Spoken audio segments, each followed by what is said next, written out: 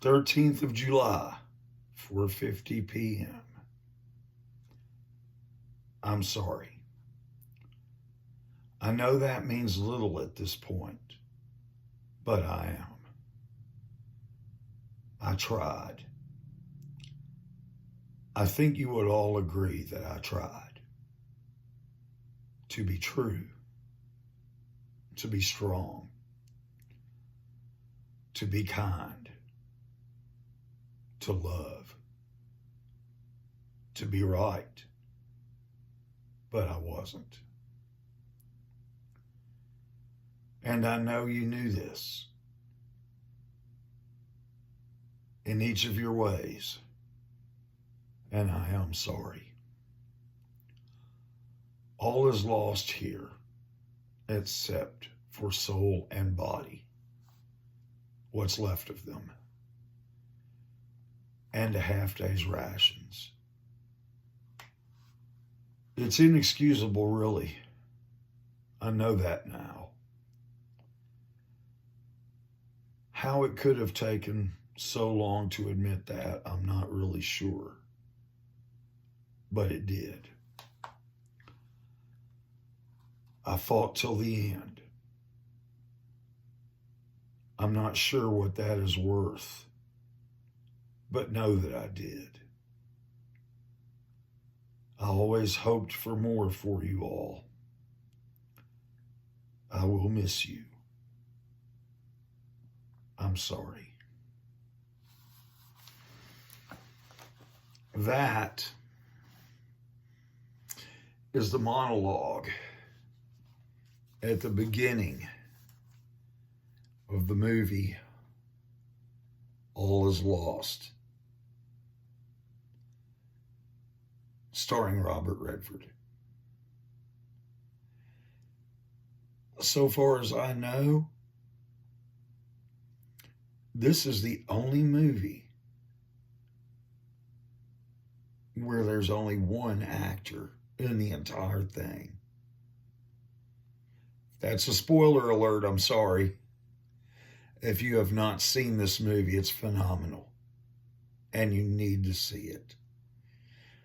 This is one of my absolute favorite survival movies, and one of my favorite movies.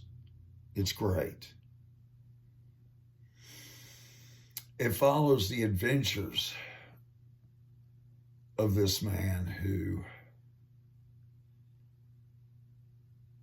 is sailing around the world alone. And I know that is something that some people have done. And I am amazed at the type of confidence and the type of courage a person would have to have in order to attempt to do something like that solo. And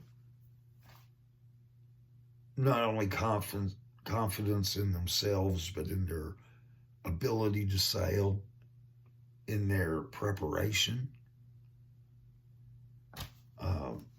There's so much. I mean, I really don't know. I've never tried it. I'm not a sailor at all. I hope to try it someday, if only on someone else's boat. But I have not. At any rate, the story begins, the man is actually asleep. Whether he's down for the evening or just napping is unclear. But his sailboat is struck by a loose cargo container. And it punctures a hole in the boat. He works to get the cargo container off of his boat. And then he angles his boat in such a way that the water is no longer coming in through the torn hole. Then he begins the work of patching the hole up. He tries to call out on his radio, but it's inoperative. So he takes it apart in order to let it dry out. He then climbs the mast to work on the antenna. At one point, he's able to receive, but he can never broadcast his position. So he's totally alone. No one knows where he is. No one knows he's in distress.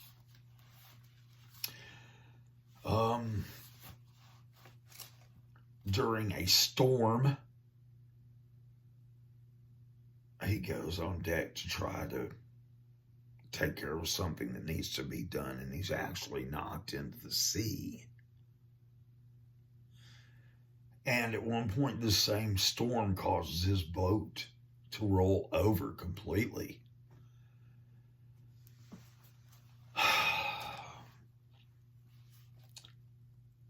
He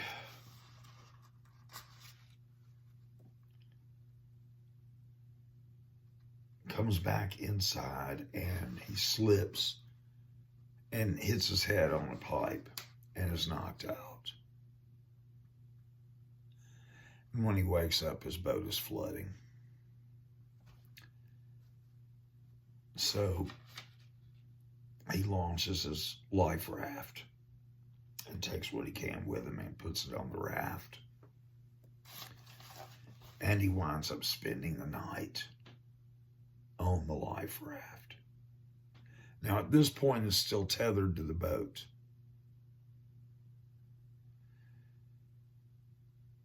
So when he wakes up the next morning, he very carefully goes back onto the boat and begins to collect more supplies. He starts to tend to the wound he got from getting knocked out. And the boat takes a turn for the worse and starts flooding quicker. So he has to abandon ship. He gets back out to the lifeboat and he watches his sailboat sink.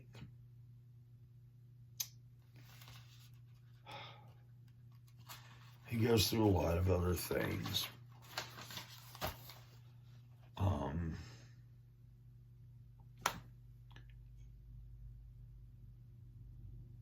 He acquires his position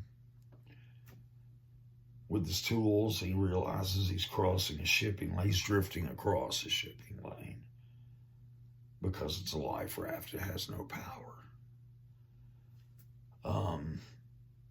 He has to bail some water out of the life raft.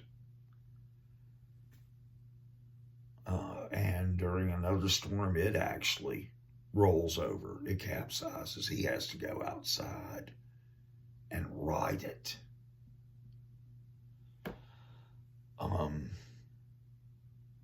His drinking water has gone bad, so he can't drink it. It probably got contaminated at the point where the lifeboat rolled over. So he rigs up a device with a tray and a plastic bag, and he puts an aluminum or a tin cup in it to collect condensation so that he'll have something to drink. Which, if any of you understand these things or have ever seen them on TV or even had to use them, you know that's very little water. I haven't had to use one personally. I've only seen it done.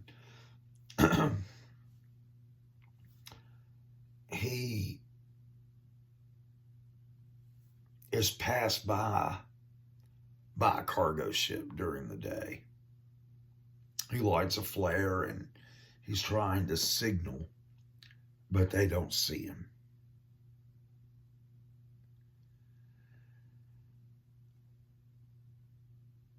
He catches a fish with his makeshift fishing gear that's part of the survival kit. And just before he's reeling it in, just before he reaches out to take it, a shark nabs it. So he realized he's surrounded by sharks at this point. They're following the school of fish. So he hasn't eaten. He's had very little to drink.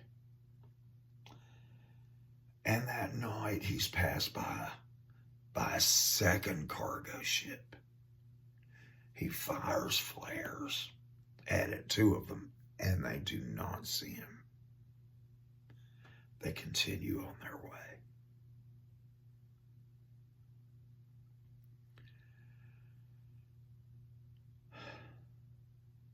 During the day, the next day, he takes a notebook out of his waterproof container and he writes a letter, presumably what he read at the beginning of the movie. And he puts it into a jar and tosses it into the sea. Because at this point, I believe he's lost hope of being rescued. He has drifted out of the shipping lanes and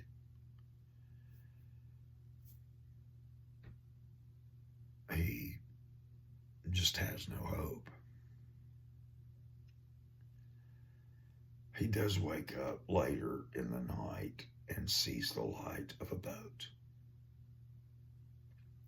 He has no flares, so in order to try to attract their attention, he takes the tray with which he was trying to gather water and he starts a fire in it with his paper and stuff, and he keeps feeding the fire to try to make it bigger. It actually drives him out of his life raft. And he's sinking in the water. And he sees the light from their boat. They're shining it around to try to locate him. So he is rescued.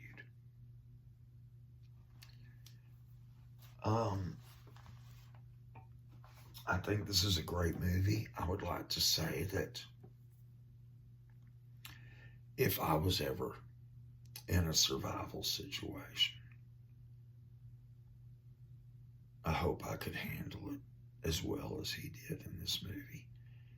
And this is part of the thrust of this series, is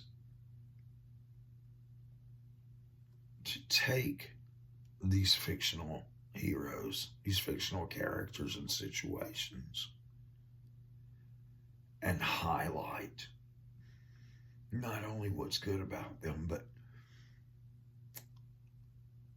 qualities that we can all aspire to. Unlike The Gray, which I talked about a couple of weeks ago, there's no God baiting. There's no blaming God. This man curses once in the entire movie. It's the only other word in the movie besides what I read at the beginning, when he finds his water's gone bad.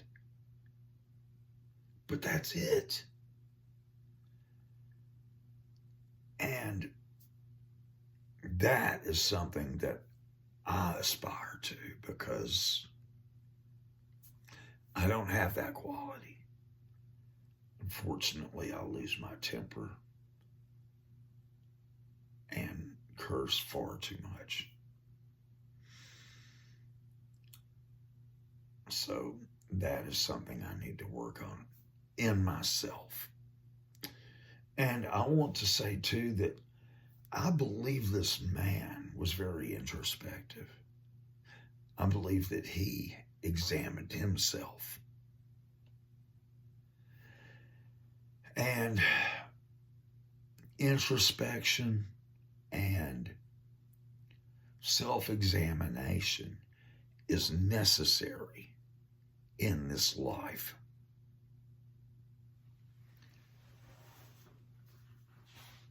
Because if you don't examine yourself frequently, it's very easy to go adrift.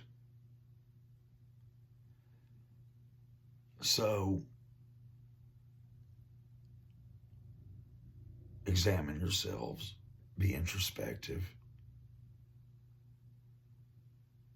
figure out what your faults are, and work to correct those. And also shore up your weaknesses. You know, these things, it's a process, as I've always said. So, like I said, this is really one of my favorite survival movies. If you're keeping up, this is the third one I've covered. I've compared it to The Gray. It's also different than The Edge in that he's by himself. And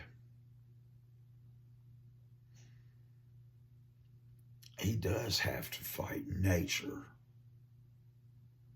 but he does not have to fight another man. His battle is not just with the elements, but it's with himself.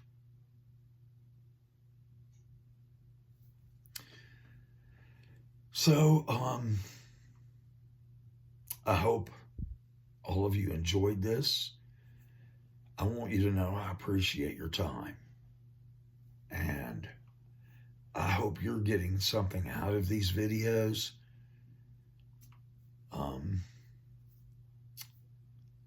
I always think I miss things in retrospect. So I hope you guys get a lot out of them, and I appreciate you taking the time to watch them. Have a good night, and have a good week. See you later.